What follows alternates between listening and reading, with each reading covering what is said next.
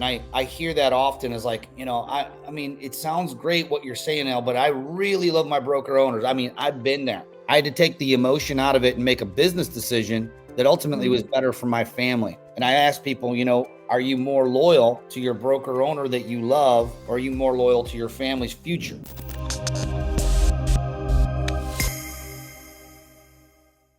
Hello, everybody. It's Tim Hollenden on the Tim Hollenden Show with eXp Realty and a team leader of the Hollenden team.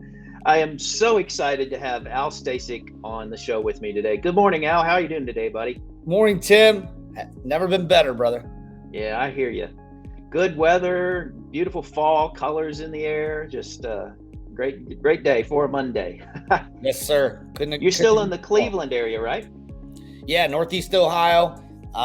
Born and raised here, and still up here for the moment. Anyway, I have two sons that are both in their last years of high school.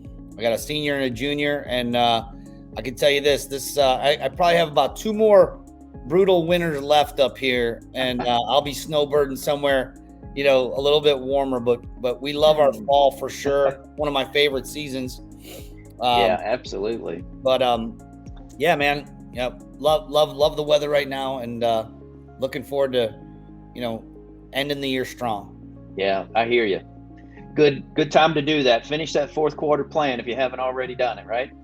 That's it. Well, by matter of introduction for our viewers out there, Al's been licensed for 24 years.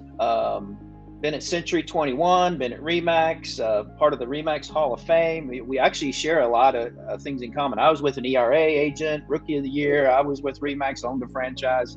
So our backgrounds are similar. But Al coaches over 8,000 agents now in his position at eXp. And I'm just blessed, man, to have you on the show today. And I know you love to pour into agents. You're pouring into 8,000 people on a regular basis. And so let's just start out. Let's talk about your background. Go all the way back to day one, kind of bring us forward and let everybody get to know you a little bit. Sure, man. I was born in a blue collar town called Brooklyn, Ohio. And my folks, moved, and I was actually raised in another blue collar town called Parma, Ohio. And, my folks always, almost always had, 2 jobs. My mom worked night shift at a hospital, and then she waited tables at a Asian food restaurant at night. And my dad worked the docks as a dock worker and sold real estate for Century 21. Gold coat, put it on, hustle. And so, when I look back at how I was raised, we struggled, financially often, and it was, not that we were hurting for food or anything like that, but they were, my folks worked 2 jobs each to make ends meet so we can maybe take a family vacation once a year. And even then it was tight, So that was just how I was raised. And I think what that did was instilled me some work ethic. My dad was a real estate agent for, as long as I can remember, all the way back to the early 80s. And as you know, Tim, being in the business as long as you have, real estate was a lot different than it is now. The old school real estate office is how I was brought up. It was very male dominated. Everyone in there smoking in the office. It just wasn't a friendly environment from what I could remember back. People yelling at each other across the room. And I said to myself, I am never, ever going to be a real estate agent, as a young kid growing up, just going to the office with my dad, And so obviously 24 years into the business, I've never made a better decision as a career move. I went in, I actually followed my dad's footsteps. I was a dock worker myself in my early 20s, dropped out of Cleveland State University, ended up going on the road as a truck driver, ended up getting my CDL. And, I just knew that there was a bigger purpose for me out there. I just didn't know what it was. And by default, because I didn't have a college degree, I knew that I had a skill to be able to talk to people. And I figured, if I'm going to sell something and learn the skill of sales, I might as well learn to sell one of the biggest items you could, which was at the time, real estate, And my dad was in it, and he was pretty successful as a part-time agent. In fact, he outsold as a part-timer some of the full-timers in the office. So I figured if my dad could succeed at a pretty high level being part-time after his full-time, doc job, then I figured I could give this a whirl and make it work. And so, again, that was a long time ago, before the internet became, a big factor in our business.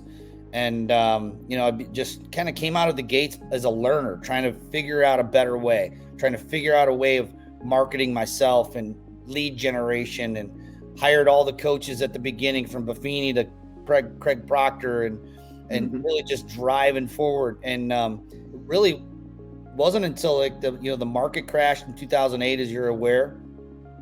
I got handed my lunch, like many of us, lost all my savings and money, lost one of my rental properties to foreclosure. My credit score went from 800 down into the fours, and it clobbered me pretty good. But the good thing that came out of that was I met two individuals that changed my life, Michael Reese and Jay Kinder, and they started making me think differently about my real estate business. They started making me think as a marketer first and a real estate agent second. And that perspective really sent me on a whole new trajectory on my career. And so, that's kind of my background. I ended up opening my own brokerage and an indie brokerage in 2013. And then in 2017, I saw the model that we know as eXp Realty today, and moved my brokerage in over there, which was, best decision I've ever made for my career, other than getting my real estate license. And here we are. Yeah, that's awesome. Talk about, when I first saw the eXp presentation, I saw the core values, and, my experience with core values is they hang on the boardroom wall with the mission and the vision statement. And I didn't usually see the core values practiced in reality in the companies I've been affiliated with. And I was 20 years in the IT business. I'm primarily talking on clients that I used to call on. They said they represented this, but then they acted a different way.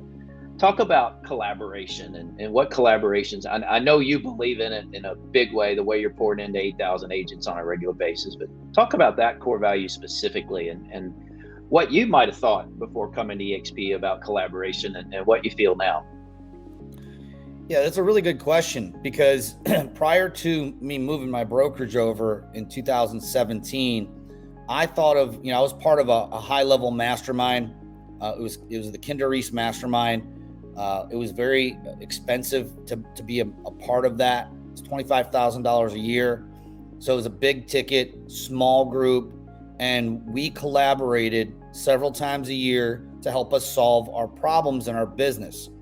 And it was one of the most powerful things that I ever invested in my business. And at the time I was like, oh my gosh, how am I going to afford this? It was so expensive, but it's such a small, and now in comparison to the amount of value that I ended up receiving, it's a very small number. Now looking back at it, at the time, it didn't feel like a small number, but that was my idea of collaboration. It was a mastermind type of a collaboration where a lot of, like-minded individuals who came into that room to give, not get. And as a result of that, everyone in the room won, meaning, said differently, they got a lot of value out of being part of the group, being in the room. And we shared a lot of the same problems. Therefore, we could collaborate and share ideas openly, without that scarcity mindset that oftentimes creeps into rooms of top producers. So that was my original idea behind collaboration. Now, the problem with the high-level masterminds is that what I had said earlier, they're expensive to be a part of. And the truth of it is that the agents that need that collaborative environment the most of them can't afford to get into a room where they're stroking a check for $25,000, as an entry fee, so to speak. And you can say that there's good things to that, that there's value, and I've been part of even more expensive masterminds, there's $50,000, $60,000 a room, a year to be in the room. But I think that the difference between then and now is after bringing my brokerage over to EXP, Michael and Jay bringing their brokerages into EXP, and now we're riding on a platform that allows us to share the revenue. It allows us to share ideas. It allows us to share without them having to pay us. And that was the big shift. How can we collaborate like we did in the mastermind, but on a way bigger scale? And now we're talking about, we have 12,500 agents in Honey Badger Nation that we're able to collaborate with on scale that we could have never done, as part of the paid, the mastermind group's great because it's tight, it's small, it's very intimate and great. There's only really one way to scale it that we found, to where everyone's still willing to share without you having to write a check to get in the room. And that's what we created with the Honey Badger Nation. Yeah, but that's awesome. As you probably remember, prior to that mastermind, it's lonely being a broker owner. Yeah. Your competitors in your local market certainly aren't going to help you. Your competitors outside of your local market aren't really competitors. They're a little more apt to help you. But I've never seen an environment like this before. In fact, my experience in the brokerages I was affiliated with is, even from a training standpoint, it came from the best agent in the room in that local office. And he or she would never share everything because they knew they were training their competitors. So they definitely would hold back. And so that's been my favorite collaboration, my favorite core value at EXP as well. Because, I'd do anything in the world to help you, whether you're in my organization or not. Because if I can help you win, the company wins. And when the company's winning, all of us agent owners win. That's my summation of collaboration at the EXP level. I mean, I think you nailed it. That is it. And the other part of that is the other thing that you had said about it being lonely. I never thought about that. And I imagine that it would be. Now, I never had the experience of that feeling like I was out there on a limb by myself, because I was fortunate enough to meet, the Kinder Reese organization in 2010 before I started my independent brokerage. In fact, it was because of that group that moved me into leaving Remax and going independent, which was a company I loved. Remax. I didn't leave Remax. I left reluctantly because my broker owners were really, really great. They're the best broker owners. Like I've only worked for a handful of broker owners, but they take the cake, and from professionalism to servant leadership. So, I had a tight bond with them, and that's hard to walk away from. And I hear that often as like, I mean, it sounds great what you're saying now, but I really love my broker owners. I mean, I've been there. Yeah. And I had to, for me, I had to take the emotion out of it and make a business decision that ultimately was better for my family. And I asked people, are you more loyal to your broker owner that you love, or are you more loyal to your family's future? And I chose my family's future, and I'm more loyal to them always to the day I die. Right. And absolutely. The good news is I never burn a bridge, and at least I don't burn the bridges with to the people that I really love and enjoy, and I felt gave me value and I could give them value. Still have a great relationship with that broker owner today from Remax. But what it allowed me to do was meet a group of people where I didn't feel lonely. I didn't feel I was on like an island, and we became that family. And that's where I feel like, what our organization, our community that we're building right now, they feel like they're family. They feel like they belong, and they feel like, we believe the same things. So it's just been fun. Yeah. And we, EXP, can offer our agents so much more than you and I could have offered them as independent broker owners, or franchise broker owners in my case, ever could dream of doing it. That's what's so surprising is when you find that person that's just not got an open mind and just won't even look at something that's going to actually be better for them and better for their agents. 450 brokerages partnered with EXP last year alone. There's reason for that. There's a reason 500 agents. Yeah. There's a reason 500 to 1,000 agents a week are joining EXP. But you said 450 brokerages? 450 brokerages partnered with EXP last year. Yeah. In 2021. Yes. Wow. Now I'm curious what the number is going to be this year and even next year, because, what I'm seeing right now is an uptick in the conversations I'm having with independent brokers. In fact, we're working with two of them right now as we speak up here in Northeast Ohio. And it's not necessarily because they're hurting yet, but they sense it. It's coming. It is coming. I mean, right now, I'm looking at just the overall agent count is starting to shrink on a national level. Agents are hanging up their license. They're putting it in escrow if they're not selling any homes, or they're putting it in a referral company. And we're starting to see now the thinning of the herd's not entirely a bad thing. You know, I think where we can do better as leaders in the industry is reaching down and grabbing the people who don't want to hang it up.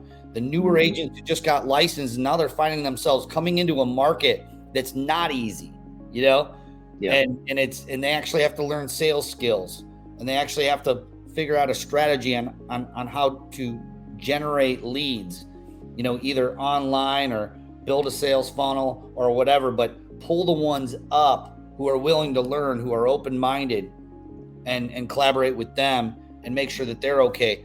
Because the 450 brokerages last year, I bet you that there's going to be a same amount or even more in 2022 once the numbers are all in that come over. Yeah, I look at us like so. We're like we're like a special ops rescue team. Rescue boats that we're being able to bring them aboard. That it's like being able to pour gasoline on their business model and scale it. And what better time than now? When exactly in the market. Yeah, they're definitely feeling it. I mean, I remember when I had all that overhead and the market would soften a little bit. And we'll get to this because I want to pour some value into our agent listeners today as well, before we get done today. And I know we've got a tight schedule. We've got about 10 minutes to go, so we'll get to that. But it's disheartening to have that rent payment and that utility payment and the faxes and copiers and computer systems and software subscriptions and lead gen systems. I mean, and then experience in 07, 08, 09, 10 kind of time frame. And we'll talk to that about, how not to sit on the sideline and do like a lot of agents are going to do, is just complain for a while. But before we get to that topic, talk about, is there anything else you want to add about your career?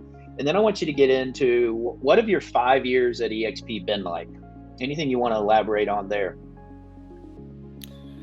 Yeah, I'll start with that one, and then we can end with, a few things that your listeners can implement that are, literally deployable without having any money, that they can start attracting business to their pipelines. Because ultimately that's what most agents, they want to make sure that they have a steady stream of new business coming in their way, but they don't want to pay out the nose for Zillow leads. So we can end on that.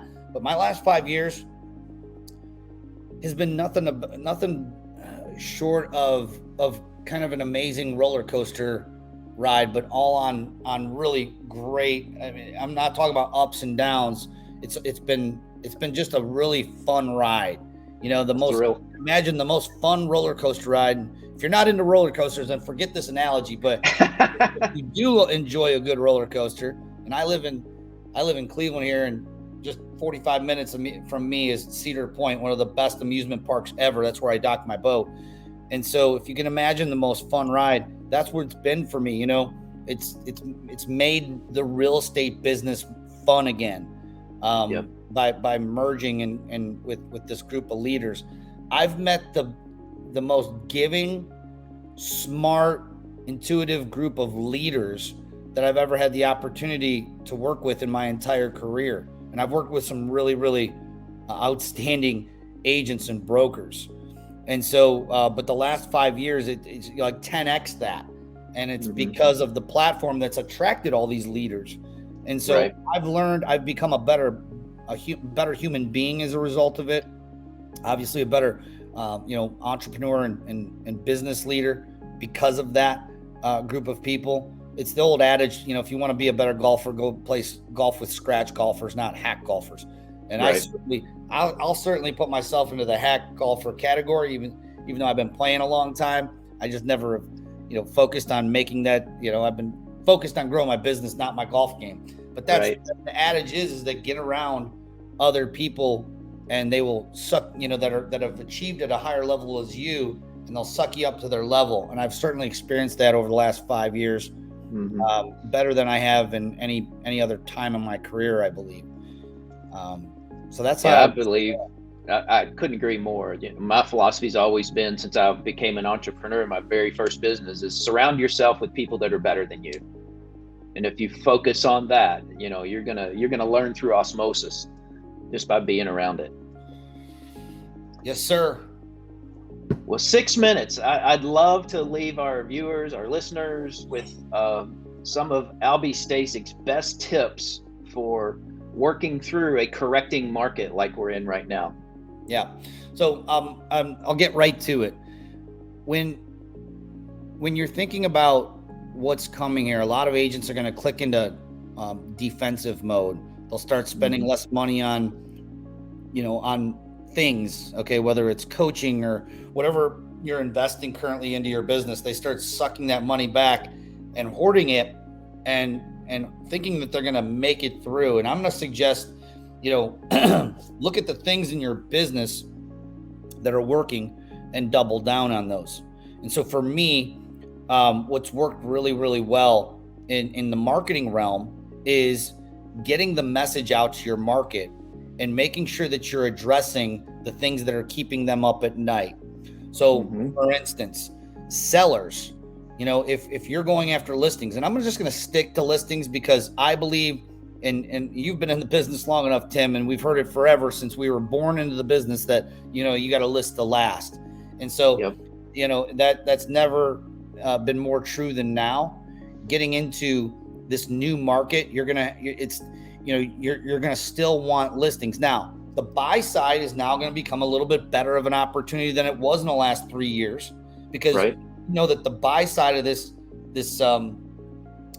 market has been a challenge.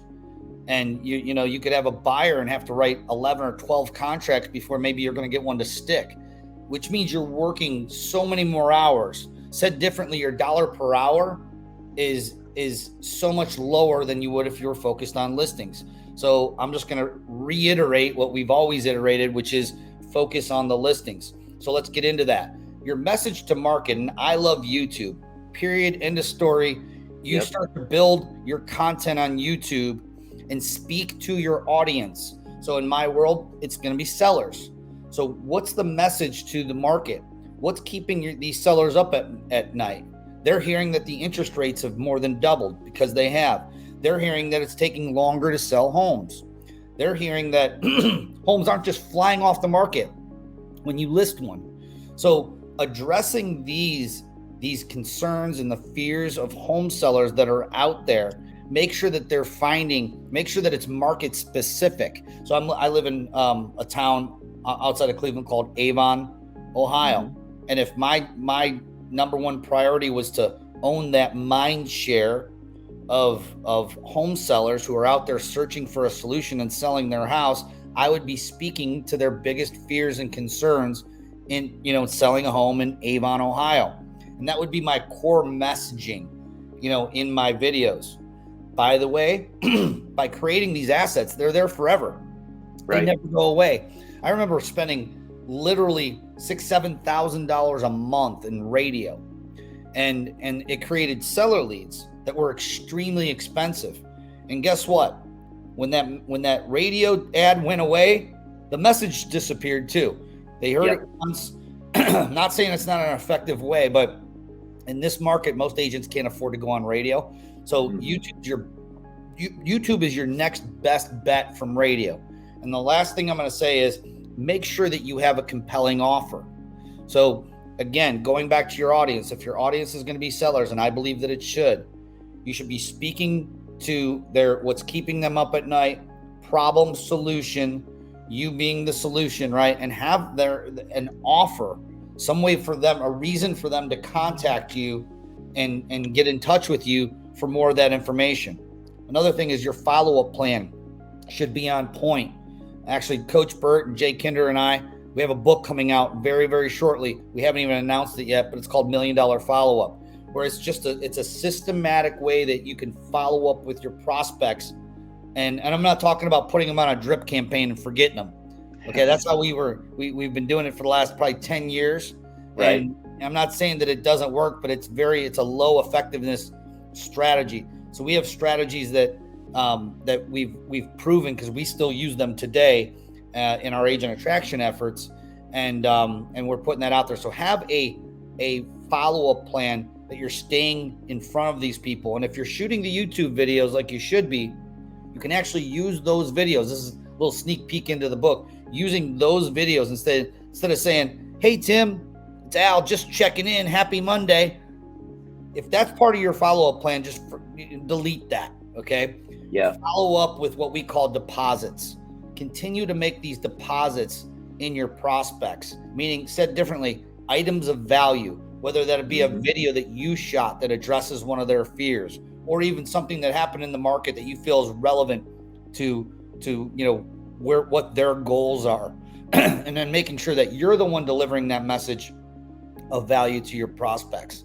So hopefully that was a little bit helpful, little sneak peek in less than 6 minutes. We had to get as much as I could out there, but hopefully that was right. helpful.